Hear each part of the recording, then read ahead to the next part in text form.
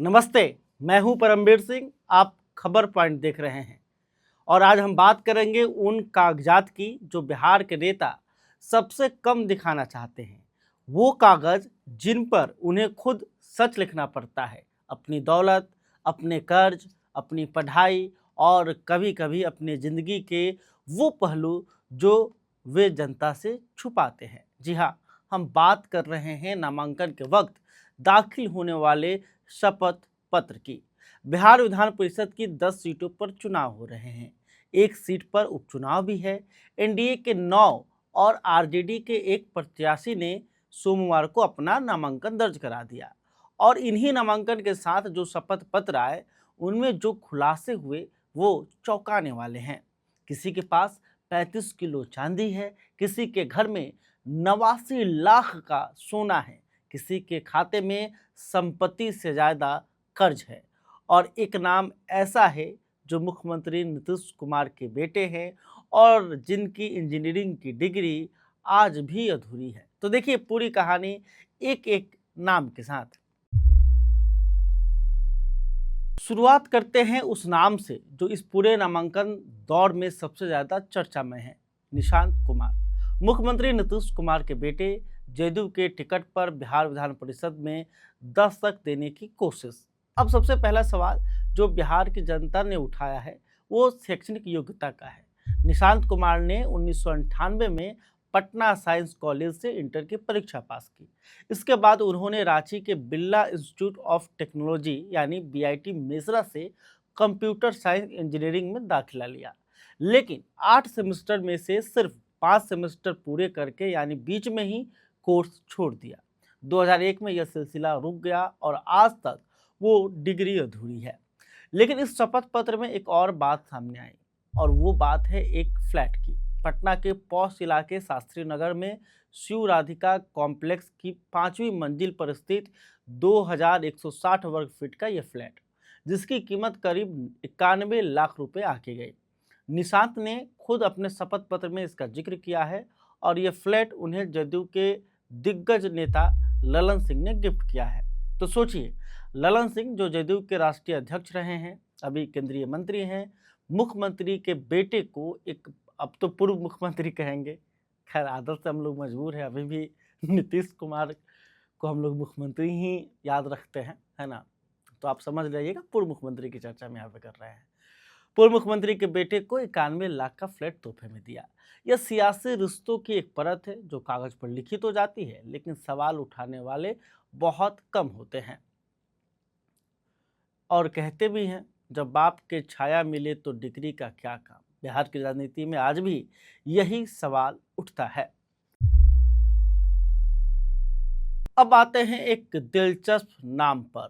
भोजपुरी के power star अब भाजपा के प्रत्याशी हो चुके हैं पवन सिंह, और यहाँ शुरुआत होती है एक उलझन से। पवन सिंह के शपथ पत्र में उनकी पत्नी का नाम ज्योति सिंह दर्ज है, लेकिन बात यह है कि इन दोनों के तलाक का मामला अभी कोर्ट में है, यानी कानूनी रूप से ज्योति सिंह अभी भी उनकी पत्नी है। भले ही रिश्ता टूट चुका हो, चुनाव आयोग के कागजात में जो लिखा है वो कोर्ट की मुहर से तय होता है और फिलहाल वो मुहर नहीं लगी है।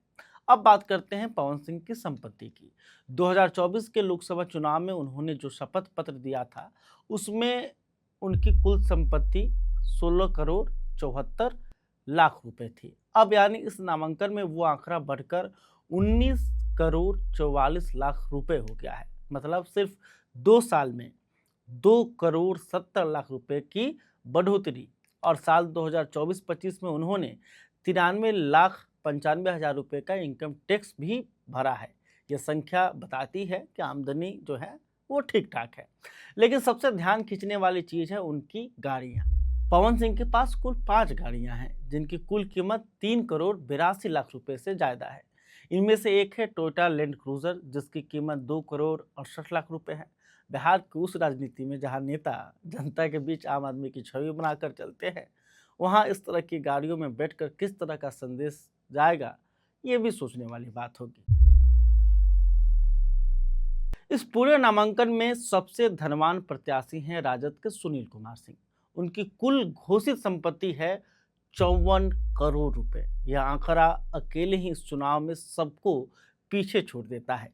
लेकिन असली नज़ारा है उनकी पत्नी की चल संपत्ति में। उनकी पत्नी के पास 2.5 किलोग्राम सोने के गहने हैं और 35 किलोग्राम चांदी के गहने हैं। जब बिहार में एक आम परिवार साल भर की मेहनत के बाद भी 10 से 20 ग्राम सोना जोड़ पाता है, तब इस आंकड़े का मतलब समझ में आता है। यह सिर्फ संपत्ति का आंकड़ा नहीं है, यह बिहार की राजनीति का वो चेहरा है जो चुनावी रैलियों में गरीबी हटाओ के नारे लगाता है और शपथ पत्र में करोड़ों की दौलत दिखाता है। राजद के वोटर बेस में गरीब, किसान और पिछड़े तबके के लोग हैं और पार्टी का प्रत्याशी 54 करोड़ का मालिक है। यह विरोधाभास बिहार की राजनीति का एक कड़वा सच है। अब बात करते हैं 3 और नामों की जो इस नामांकन की कहानी को और रोचक बनाते हैं। पहले जदयू की प्रत्याशी भारती मेहता। पीएचडी होल्डर भारती मेहता के पास 89 लाख रुपए के सोने के गहने हैं, यानी करीब 627 ग्राम सोना। उनकी कुल संपत्ति 6 करोड़ 34 लाख रुपए है और उनके ऊपर 67 लाख के आसपास का कर्ज भी है। दिलचस्प बात यह है कि भारती मेहता की अपनी संपत्ति अपने पति से ज़्यादा है। यह बात शपथ पत्र में दर्ज है। दूसरी तस्वीर है भाजपा उम्मीदवार शीला पंडित की। एमबीए की डिग्री रखने वाली शीला पंडित की कुल संपत्ति 29,68,000 रुपये है, लेकिन उन पर 31 लाख से ज़्यादा का कर्ज चढ़ा हुआ है, यानी संपत्ति से ज़्यादा कर्ज। कोई आपराधिक मामला नहीं है उन पर, लेकिन आर्थिक स्थिति देखें तो ये बात साफ दिखती है कि हर उम्मीदवार एक जैसा नहीं है। तीसरे और सबसे अलग तस्वीर है भाजपा के ही अनिल ठाकुर की। सिर्फ 9वीं पास अनिल ठाकुर के पास कुल 24 लाख रुपए की संपत्ति है, जिसमें 60,000 नकद, एक बुलेट मोटरसाइकिल, एक मारुति डिजायर और 100 ग्राम सोना शामिल है। उनके खिलाफ एक आपराधिक मामला दर्ज है। इस पूरे नामांकन से जहां करोड़ों की संपत्ति का जिक्र है, वहां अनिल ठाकुर का नाम एक अलग ही बिहार दिखाता है। कहते हैं कि एक थाल में भात दाल दोनों रहेला, बस पुरुषे वाला के हाथ देखिए, यानी कि एक ही पार्टी में इतना फर्क तो जनता को सोचना पड़ेगा। अब एक और नाम है जिसे नज़रअंदाज नहीं कर सकते, वो है चिराग पासवान की पार्टी लोजपा रामविलास के प्रत्याशी अशरफ अंसारी। एलएलबी की डिग्री रखने वाले अशरफ के पास 1 करोड़ 95 लाख रुपए की संपत्ति है। उनके पास 11 लाख की स्कॉर्पियो है और पत्नी के पास 7.5 लाख की मारुति डिजायर है। पत्नी के नाम पर 110 ग्राम सोना है, यानी कि करीब 15 लाख के आसपास के गहने हैं और उनके ऊपर 8 लाख रुपए का कर्ज है, लेकिन कोई आपराधिक मामला दर्ज नहीं है। तो इन सभी शपथ पत्रों को एक साथ देखें तो एक बात साफ निकलती है। बिहार के विधान परिषद के दौर में एक तरफ करोड़पति प्रत्याशी हैं, दूसरी तरफ संपत्ति से ज़्यादा कर्जदार उम्मीदवार भी हैं। एक तरफ पीएचडी की डिग्री है, दूसरी तरफ 9वीं पास भी मैदान में है और एक तरफ पूर्व मुख्यमंत्री का बेटा है जिसकी इंजीनियरिंग अधूरी है, लेकिन राजनीतिक महत्वाकांक्षा पूरी है। शपथ पत्र का सबसे बड़ा काम यही है कि यह नेताओं को उनकी जुबान से सच बुलवाता है। चुनाव आयोग की यह व्यवस्था लोकतंत्र की एक जरूरी पारदर्शिता है, लेकिन सवाल यह भी है कि क्या जनता इन आंकड़ों को वोट देते वक्त याद रखती है? क्या कोई पूछता है कि जो नेता 91 लाख के फ्लैट में रहता है वो गांव की समस्याओं को कैसे समझेगा? ये सवाल हम आपके सामने रख रहे हैं।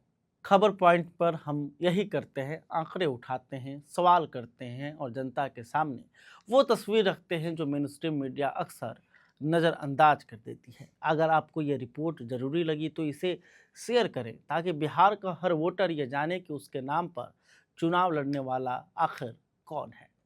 बहुत बहुत धन्यवाद।